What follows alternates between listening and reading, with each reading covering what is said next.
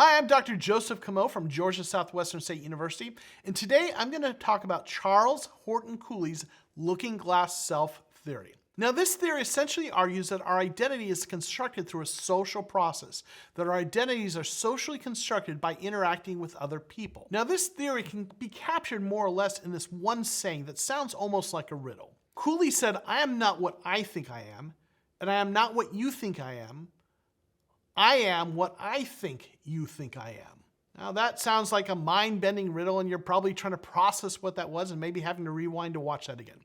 But here's essentially what he's saying. Our identities are not just what we think we are or who we think we are, and our identities are not what other people think we are, but instead it's sort of this process where we try to figure out what we think other people think of us, who they think we are, and that influences who we are.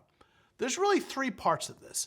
We imagine how we are seen by others. We imagine who we are. We have this idea about who we think we are, and then we interact with other people, and then we kind of interpret how they react to us.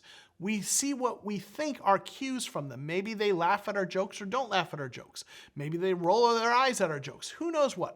But we take that feedback from them, and we sort of use that as a way of kind of interpreting what they think of us.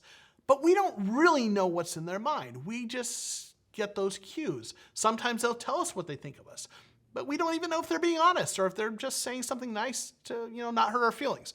So ultimately, we take all these cues of what we think they think of us, and we sort of interpret that, and we build this sense of who we are based on the feedback we get from them, kind of intersected with who we think we are. And in the end, this identity formation is this social process. It's this dance between me and the people around me, with me acting in a certain way, interpreting how they're responding to that, and then kind of getting a sense of what I think they think of me.